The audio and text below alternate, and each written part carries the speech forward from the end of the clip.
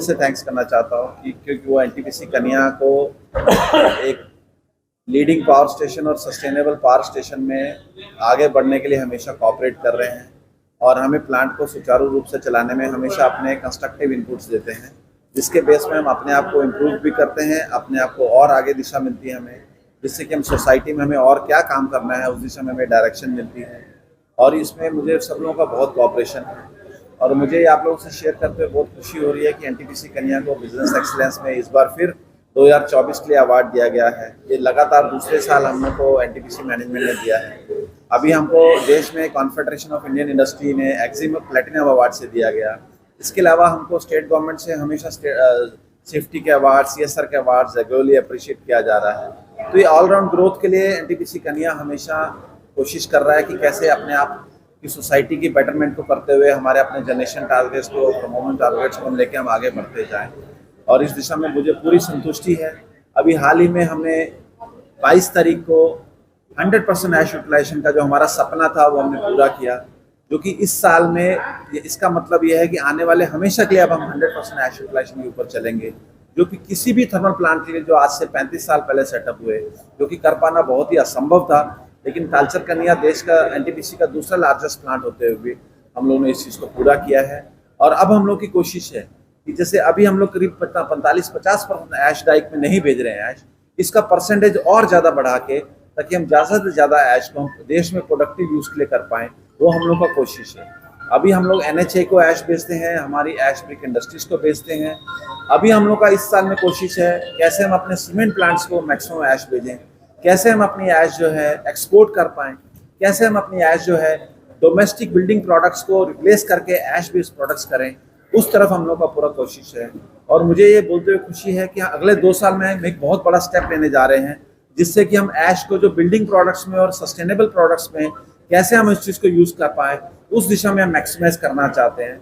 और उससे ज़्यादा लोगों को एम्प्लॉयमेंट मिले, ज़्यादा से ज़्यादा लोग हम उड़ीसा स्टेट में ये प्राउड हो पाए कि यहाँ पे एक बहुत बड़ा ऐश के लिए सेंटर बन सकता है।